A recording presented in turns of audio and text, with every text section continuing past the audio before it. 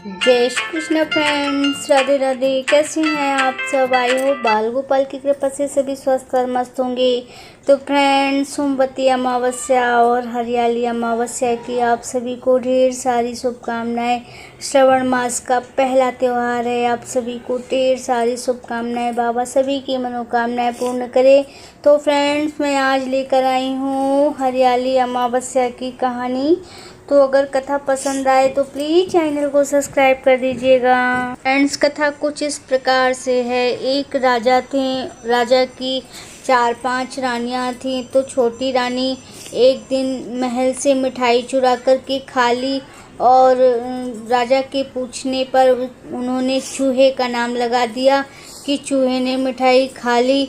तो फिर चूहे को इस बात से बहुत ही क्रोध आया और चूहे ने मन में ठान ली कि एक दिन राजा के सामने सच लेकर ही आऊँगा।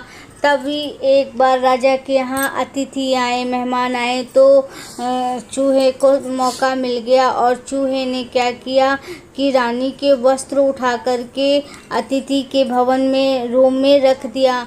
तो जब इस बात की चर्चा होने लगी सुबह कि छोटी रानी के वस्त्र अतिथि के रूम में मिले, यह बात जब राजा को पता चली तो राजा को बहुत ही क्रोध आया और राजा ने क्रोध के मारे अपनी छोटी रानी को घर से बाहर निकाल दिया।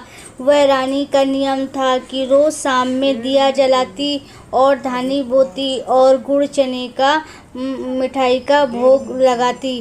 तो जब राजा ने रानी को घर से निकाल दिया तो फिर एक दिन राजा जब शिकार खेलने के लिए जंगल गए तो उन्होंने अपनी रानी को देखा और जब वह महल पे लौटे तो बहुत सारी जोत जल रही थी और उन्होंने जोत को आपस में बात करते हुए देखा, जलती हुई दिया को आपस में बात करते हुए देखा।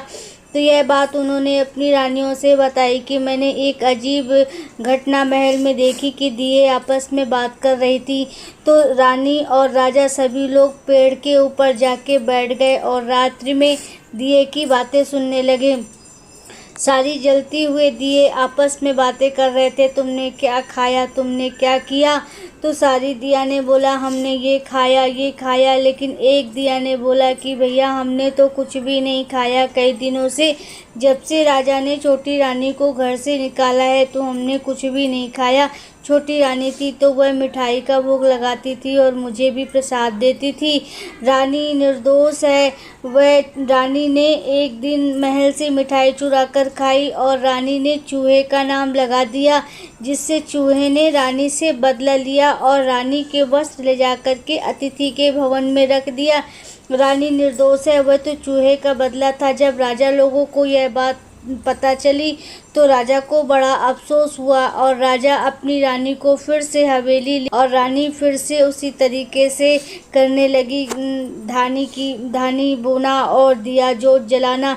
और फ्रेंड्स, जिस दिन राजा ने रानी को घर से निकाला था उस दिन भी हरियाली अमावस्या थी और जिस दिन राजा घर में रानी को प्रवेश कराए उस दिन भी हरियाली अमावस्या थी। तो फ्रेंड्स, हरियाली अमावस्या की कहानी अगर आपको पसंद आई तो प्लीज़ चैनल को सब्सक्राइब कर देना, लाइक, कमेंट और शेयर कर देना।